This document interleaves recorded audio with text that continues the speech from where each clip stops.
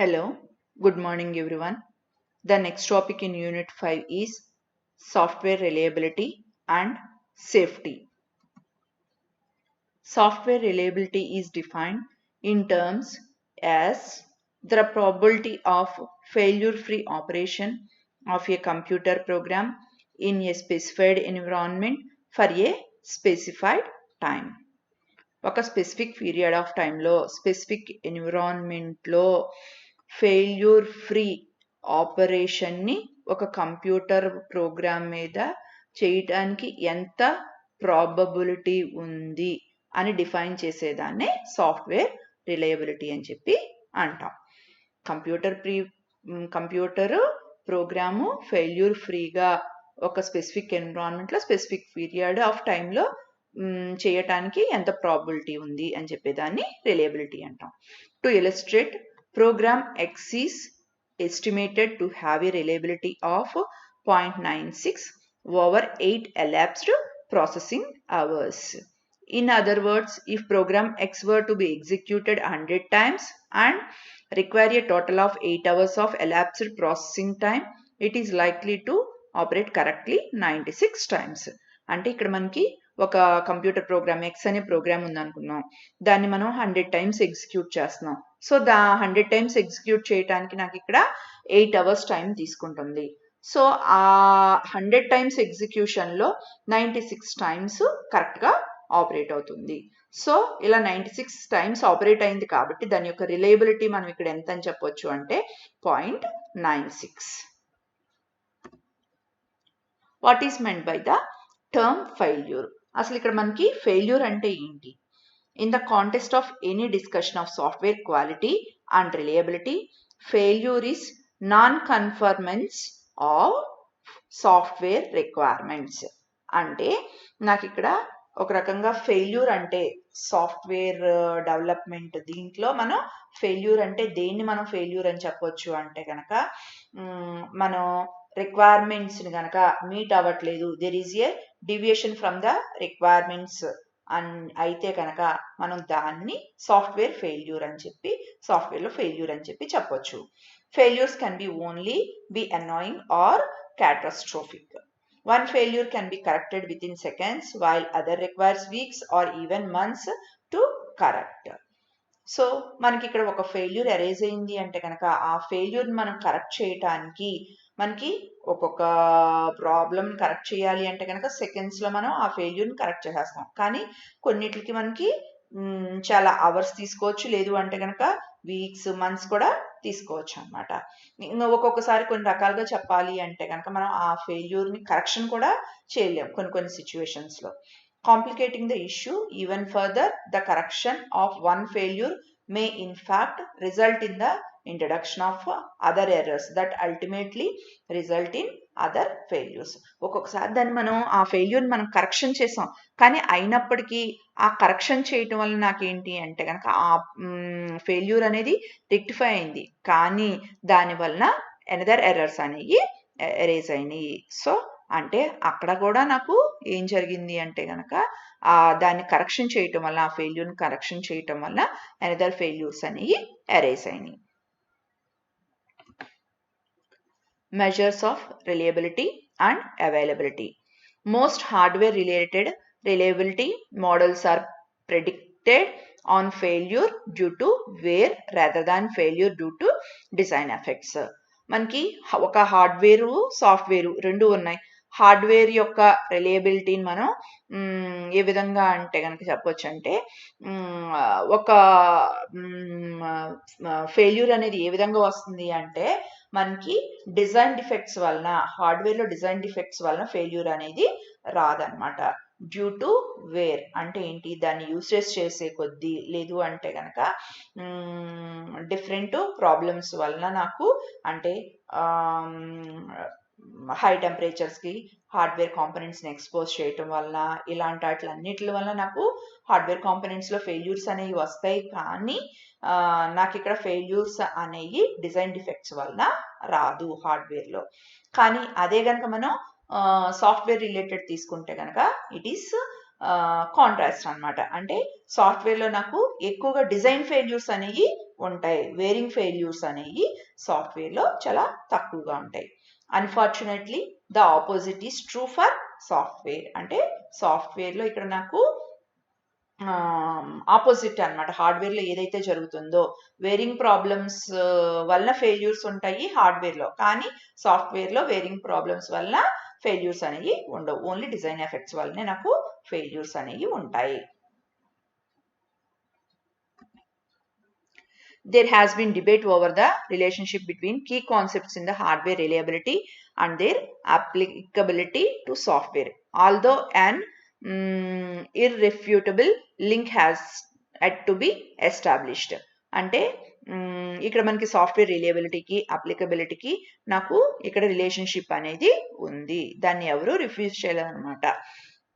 If we consider a computer-based system, a single measure of reliability is mean time between failure. So మనం ఇక్కడ computer based అప్లికేషన్లో మనం రిలయబిలిటీని కనుక మనం measure చేయాలి అంటే కనుక ఏ విధంగా మెజర్ చేస్తామంటే by using the mean time between failure. So mean time between failure మనం ఏ విధంగా మెజర్ చేస్తామంటే mean time between failure equal to mean time to failure plus mean time to repair. So దీన్ని యూజ్ చేసుకుని మనం mean time between ఫెయిల్యూర్ని మనం measure చేస్తాం. Many researchers argue that mean time between failure is a far more useful measure than defects per KLOC or defects per functional points. అంటే చాలా మంది ఏమైనా argue చేస్తారు అంటే కనుక రిలయబిలిటీని మనం మెజర్ చేయాలి అంటే కనుక మీన్ టైమ్ బిట్వీన్ ఫెయిల్యూర్ అనేది మనకి చాలా యూస్ఫుల్ అవుతుంది as compared to the defects for KLOC. అంటే ఎన్ని డిఫెక్ట్స్ ఉన్నాయి 1000 లైన్ల ఆఫ్ కోడ్లో అనే, లేదు అంటే కనుక ఒక ఫంక్షనల్ పాయింట్స్లో ఎన్ని డిఫెక్ట్స్ ఉన్నాయి అనే విధంగా మెజర్ చేయటం కన్నా కూడా మనం మీన్ టైమ్ బిట్వీన్ ఫెయిల్యూర్ని యూజ్ చేసుకుని మనం రిలయబిలిటీని మెజర్ చేస్తాం. Stated simply, an end user is concerned with failures, not with the total error count. అంటే KLOC డిఫెక్ట్స్ ఫర్ KLOCని యూజ్ చేసుకుని మనం ఏం చేస్తాం అంటే ఎన్ని number of total errors count ఉన్నాయి అని చెప్పి మనం ఫైండ్ అవుట్ చేస్తాం. 1000 లైన్స్ ఆఫ్ కోడ్లో ఎన్ని నెంబర్ ఆఫ్ ఎర్రర్స్ ఉన్నాయి, ఎన్ని నెంబర్ ఆఫ్ డిఫెక్ట్స్ ఉన్నాయి, లేదంటే ఒక ఫంక్షనల్ పాయింట్లో ఎన్ని నెంబర్ ఆఫ్ డిఫెక్ట్స్ ఉన్నాయి అని చెప్పి మనం ఫైండ్ అవుట్ చేస్తున్నాం. కానీ ఇక్కడ ఎండ్ యూజర్ పాయింట్ ఆఫ్ వ్యూలో ఎన్ని నెంబర్ ఆఫ్ డిఫెక్ట్స్ వచ్చినాయి అనేది ఎండ్ యూజర్కి అవసరం లేదన్నమాట. Because each defect contained within a program does not have the same failure rate. The total defect count provide little indication of the reliability of the system. So ఇక్కడ నాకు ఎన్ని total defects ఉన్నాయి అనేది నాకు ఏం చేస్తుంది అంటే కనుక రిలయబిలిటీ గురించి కొంచెం చెప్తుంది, కానీ యాక్చువల్గా మనం రిలయబిలిటీ గురించి తెలుసుకోవాలి అంటే కనుక మీన్ టైమ్ బిట్వీన్ ఫెయిల్యూర్స్ని యూజ్ చేసుకుంటే కనుక రిలయబిలిటీని మనం మెజర్ చేయగలుగుతాం. In addition to reliability measure, we must develop a measure of availability. Software availability is the probability that a program is operating according to the requirements at a given point in time and it is defined as. అంటే availability అనేది మనం ఏ విధంగా చెప్తాము అంటే కనుక a program is operating according to the requirements, అంటే requirements ప్రకారమే ఆపరేట్ అవుతుందా లేదా అని చెప్పి చెప్పేదాన్ని మనం ఏమంటున్నాం అంటే అవైలబిలిటీ. సో అవైలబిలిటీని ఈ విధంగా డిఫైన్ చేసుకుంటాం అంటే availability equal to mean time to failure by mean time to failure plus mean time to repair into 100%. ఈ విధంగా మనం అవైలబిలిటీని మనం మెజర్ చేస్తాం. Software safety. It is a software quality assurance activity that focuses on the identification and assessment of potential hazards that may affect software negatively and cause an entire system to failure. So ఇక్కడ మనకి software quality assurance activity నాకు ఏం చేస్తుంది అంటే కనుక potential hazards ఏమున్నాయి అంటే damage అవటానికి కానీ సాఫ్ట్వేర్ లేదు అంటే కనుక ప్రాబ్లంకి కాజ్ ఏంటి, దానివల్ల సాఫ్ట్వేర్ నెగిటివ్గా ఏ విధంగా ఎఫెక్ట్ అవుతుంది, లేదు అంటే కనుక ఎంటైర్ సాఫ్ట్వేర్ ఫెయిల్ అవడానికి ఛాన్స్ ఉందా అనే దాని మీద సాఫ్ట్వేర్ క్వాలిటీ అష్యూరెన్స్ అనేది ఫోకస్ చేస్తుంది. If hazards can be identified early in the software process, software design features can be specified that will either eliminate or control hazards. Hazards గనక మనం identify చేస్తే అంటే ఆ ప్రాబ్లమ్స్ కాజ్ ఏంటి అనేది మనం ఐడెంటిఫై చేస్తే సాఫ్ట్వేర్ ప్రాసెస్లోనే సాఫ్ట్వేర్ డిజైన్ ఫీచర్స్ అంటే ఆ హజార్డ్స్ని మనం ఎలిమినేట్ చేయడానికి కంట్రోల్ చేయటానికి ఏ విధంగా ఏటిని మనం ఫాలో అవ్వాలి అని చెప్పి మనం చెప్పొచ్చు. ఏ మెజర్స్ మనం ఫాలో అవ్వాలి. A modeling and analysis process is conducted as a part of software safety. Safety software మనకి ప్రొవైడ్ చేయటం లేదు అంటే డెవలప్ చేయటానికి మోడలింగ్ అనాలిసిస్ ప్రాసెస్ని యూజ్ చేసుకుంటాం. Initially hazards are identified and categorized by critically and risk. Hazards ప్రాబ్లమ్స్ని ఇక్కడ ఏం చేస్తున్నాం అంటే కనుక ఐడెంటిఫై చేసుకుని కేటగిరైజ్ చేసుకుంటున్నాం. For example some of the hazards associated with a computer based cruise control for an automobiles might be. అంటే ఇక్కడ మనకి ఒక ఎగ్జాంపుల్ చెప్తున్నాడు ఏంటి అంటే కనుక కంప్యూటర్ బేస్డ్ క్రూయిజ్ కంట్రోల్ అనమాట. దాని గురించి ఇక్కడ దాంట్లో ఉండే ప్రాబ్లమ్స్ ఏంటి అనేది ఐడెంటిఫై చేసుకుంటున్నాడు. Causes uncontrolled acceleration that can not be stopped. So నాకు ఇక్కడ ఏంటి అంటే క్రూయిజ్ నాకు అన్కంట్రోల్ యాక్సిలరేషన్ని ప్రొడ్యూస్ చేస్తుంది అనమాట. దాన్ని మనం స్టాప్ చేయలేకపోతున్నాము. Does not respond to depression of brake pedal. అంటే బ్రేక్ పెడల్ని మనం ప్రెస్ చేసినప్పుడు కూడా నాకు అది స్టాప్ అవ్వట్లేదు.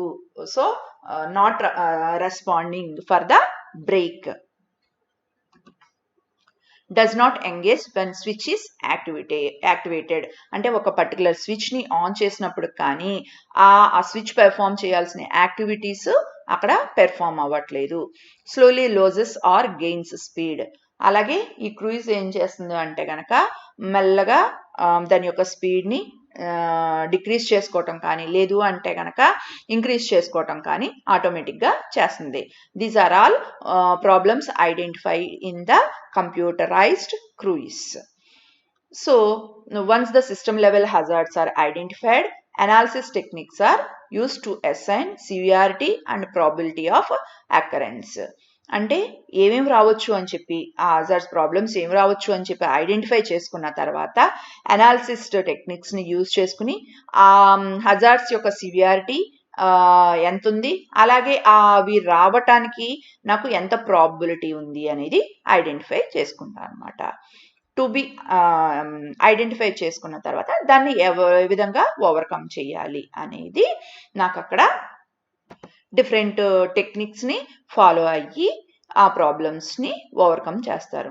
To be effective software must be analysed in the context of the entire system. So software ఎఫెక్టివ్గా ఉండాలి అంటే కనుక అనాలిసిస్ అనేది చేస్తారు. ఏ విధంగా అంటే కనుక ఎంటైర్ అప్లికేషన్ని అనలైజ్ చేస్తారు. దాంట్లో హజార్డ్స్ ఏమన్నా ఉన్నాయా, ఏ టైప్ ఆఫ్ హజార్డ్స్ రావడానికి ఛాన్స్ ఉంది, ఒకవేళ వస్తే కనుక దాన్ని ఏ విధంగా మనం ఓవర్కమ్ చేయాలి అనే దానికోసం మెజర్స్ని తీసుకుంటాం. So this is the software safety and reliability. Thank you.